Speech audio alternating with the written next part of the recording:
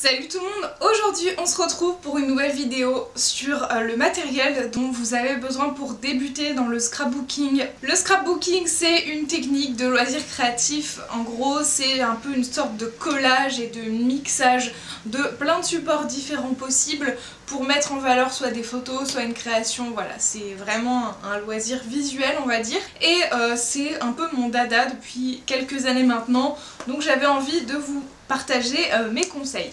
Je commence par un indispensable qui pour moi est clairement un tapis de découpe. Alors ça se présente comme ceci, c'est un cutting mat, vous en avez peut-être déjà vu.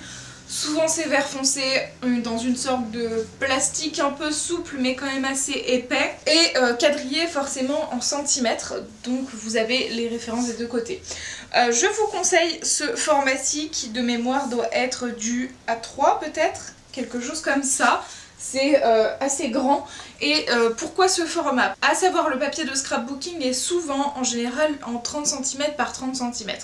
Donc là vous avez du 42 par du 27, ce qui en général est plutôt assez grand pour choisir ses découpes, ce qui est vraiment pas mal. Ensuite du A3 c'est 2 fois A4, donc si vous faites des doubles pages ça peut être intéressant aussi ce genre de format. Je vous conseille d'acheter directement ce grand format plutôt que de commencer comme moi j'ai fait avec une cutting mat A4 parce que très vite je me suis rendu compte que c'est pas adapté ni à mon scrap ni à ce que je fais avec, et c'est un peu bête de perdre du temps à acheter quelque chose de plus petit alors que ça peut vous servir et pour du collage et pour des DIY et pour des travaux pratiques manuels, utiliser de la colle forte ou je ne sais quoi. Pas que pour le scrapbooking, donc autant investir dans ce genre de choses en sachant que ça coûte en général moins de 10 €. Voilà, c'est vraiment un indispensable selon moi. Ensuite, en scrapbooking, il y a beaucoup de découpes. Alors des fois on choisit de déchirer le papier pour avoir un effet un peu plus fait main, mais je vous conseille un cutter de précision. Alors le mien ici vient de chez Rougier Play, c'est l'un des meilleurs je trouve, je l'aime beaucoup. Voilà, il y a plein de cutters qu'on peut trouver pas cher, que ce soit chez Sostrengren, que ce soit chez Carrefour ou autre. Moi j'en ai 45, j'abuse mais en vrai j'en ai au moins 4 parce que j'en ai toujours un en service et j'en ai plusieurs en stock au cas où, parce que souvent je les ai achetés quand ils faisaient des promos, donc je préfère l'avoir d'avance plutôt que de me retrouver coincée au milieu d'un projet. Voilà, ça sert beaucoup pour faire des découpes dans un motif, pour améliorer des détails ou je ne sais quoi, ça peut être sympa, ou tout simplement pour couper. Et ce genre de choses coûte en général entre 1 et 3 €, ce qui n'est vraiment pas beaucoup. Ensuite, autre solution, quand vous devez découper par exemple des formats de cartes par exemple, si vous avez des découpes à faire qui soient toujours la même ou toujours en ligne droite ou des choses très répétitives, moi je vous conseille d'investir dans un petit massicot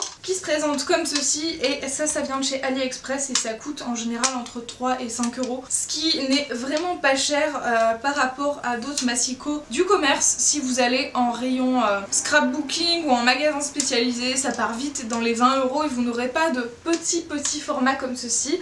Alors maintenant je crois qu'il y a un mini massicot de chez Wear Memory qui est encore beaucoup plus petit que ça, qui fait que 15 cm et qui est au prix de 10 € et qui du coup est moins utile je trouve, même si la qualité est supérieure. Là l'avantage c'est que vous pourrez vite voir pour un prix assez raisonnable de si vous en avez l'utilité et de si vous êtes ok avec le principe ou si vous préférez un massicot à lame que vous pliez comme ça. Voilà, ça c'est assez chouette. Le mien a quelques petites graduations en centimètres ici, c'est pas très clair mais elles y sont. Donc voilà, je vous le recommande quand même parce que ça peut servir et vous avez du coup la règle intégrée. Ensuite, chose absolument indispensable pour moi, c'est une bonne paire de ciseaux. Voilà, c'est assez classique qu'ils soient à votre main, si vous êtes gaucher ou droitier, voilà ça change, mais voilà, je vous conseille vraiment une bonne paire de ciseaux parce que c'est indispensable. Moi personnellement ça m'arrive d'utiliser et des ciseaux et un cutter de précision et un massicot, donc voilà, ne croyez pas que ces trois objets qui ont la même utilité. L'utilité principale c'est de découper du papier ou des choses,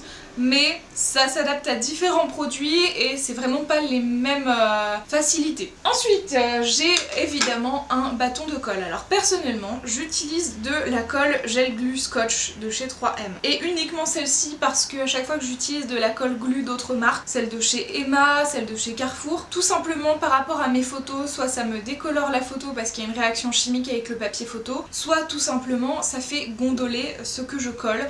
C'est compliqué de trouver de la colle qui soit de qualité et c'est l'un des rares produits sur lequel personnellement je ne fais pas d'économie parce que je sais que derrière je ne vais pas en être satisfaite. Donc je reste sur de la bonne vieille colle en sachant que en début d'année scolaire vous avez des grandes promos sur les packs de 3 ou 5, donc ça peut être intéressant de faire un stock à ce moment-là de l'année. Et sinon vous avez tout ce qui est double face. Alors moi c'est ma vie, malheureusement j'en ai plus, c'est compliqué à trouver je trouve pour un prix raisonnable. Mais entre les petits dérouleurs de scotch double face c'est super utile et sinon vous avez des rouleaux classiques à coller vous-même et qui se découpent pas automatiquement. Voilà, c'est chacun votre style mais ça c'est vraiment utile et sympa d'utiliser parce que ça vous simplifie la vie et ça prend beaucoup moins d'épaisseur que de devoir gérer de la colle glue. Personnellement j'utilise pas non plus la UU classique jaune parce que je trouve qu'avec le temps ça se décolle et quand c'est pour des albums photos, de choses qu'on veut garder peut-être toute notre vie, autant prendre de la colle qui va durer parce que sinon j'ai pas envie de recoller mes pages tous les 3 ans dans mon album.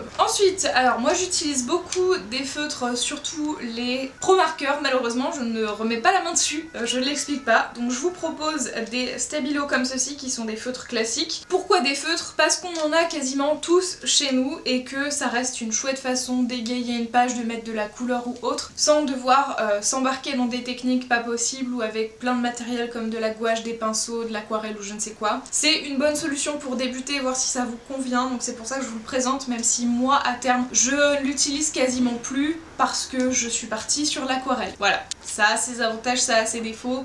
Chacun sa team, mais pour commencer c'est plus simple de ne pas avoir à racheter de matériel et prendre des feutres qu'on a chez soi. Je vous conseille aussi de ne pas trop investir non plus et surtout le scrapbooking est là pour développer l'imagination, pour utiliser de la récup, pour détourner des choses qu'on a déjà, ça peut être très intéressant, d'où l'intérêt de ne pas s'embarquer dans un achat de trop plein de matériel dès le départ. Après il y a peut-être quelques options que vous pouvez avoir et qui peuvent vous faciliter la vie, notamment une imprimante. On n'en a pas tous chez soi mais si vous en avez une, ça peut être un plus. Et sinon, il y a plein de choses qu'on a encore en rab de la période scolaire chez nous. C'est souvent peut-être des feuilles colorées comme ceci, qui sont souvent unies et qui peuvent être utiles en scrap parce qu'on peut récupérer, découper dedans, faire des formes, etc. Les limites, c'est votre créativité en fait, clairement. Donc voilà, ça peut être utile et sinon vous pouvez en racheter comme ça en bloc directement, par exemple chez Rougier Plié, par exemple chez Rougier Play ou dans des boutiques spécialisées. C'est des blocs de papier bricolage en couleur unie. Et ensuite, la dernière option qui peut être sympa et qui peut apporter très facilement de la lumière, de la décoration, des couleurs à votre projet ou à ce que vous faites, c'est tout simplement des masking tape. Alors j'en ai 45 000 et je ne vous conseille pas d'en acheter 40 000. C'est un produit qui est utile, qui est sympa, qui est peut-être réutilisable dans la vie du quotidien parce que c'est un scotch qui est repositionnable et qui a un motif assez joli plus que du scotch classique. Mais le problème c'est qu'on en utilise très peu. Et quand vous accumulez les rouleaux, au final, on s'en sert pas assez pour tous les écouler. Ça fait un peu genre, j'ai 45 000 trucs du même produit que je n'utilise pas. Donc voilà, ce serait un peu dommage. Je vous conseille, si possible, de réduire ou de ne jamais dépasser plus de 20 masking tape dans votre collection, et encore c'est beaucoup. Pour commencer, je vous conseille de 5 à 10, voilà, en sachant que le rouleau de masking tape varie niveau prix. Si vous prenez du MT, ce sera aux alentours de 3-4 €. Sinon, vous en trouvez sur AliExpress pour moins cher ou dans d'autres boutiques, ça dépend, c'est à vous de voir.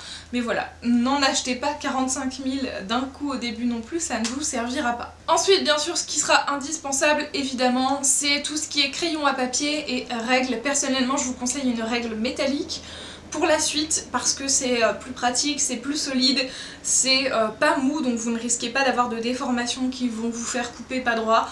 Voilà, ça c'est vraiment aussi un indispensable. Et enfin, dernière petite chose pour cette vidéo débutant, je vous mets dans la description tous les sites qui vendent du matériel de scrapbooking sur lesquels je commande, parce que je sais que quand on commence on n'a pas forcément les références, on sait pas trop forcément où chercher, donc je vous mets tout ça dans la description si ça vous intéresse. Et voilà, c'est tout pour cette vidéo et c'est indispensable. C'est vraiment le kit de base pour moi, ce qui serait un peu à mettre dans une box si vous vouliez commencer éventuellement. Si vous avez des petits tampons chez vous, des perforatrices sympas, ça reste un plus, mais je ne vous conseille absolument pas d'en acheter, en tout cas pour les perforatrices. Les tampons, j'ai une préférence, mais on y reviendra dans la vidéo pour le matériel scrap niveau intermédiaire, ou après quand vous êtes sûr d'avoir commencé et que ça vous plaît, que vous allez continuer, je vous en reparlerai. J'espère que cette vidéo vous a plu, on se retrouve très vite, prenez soin de vous, ciao ciao.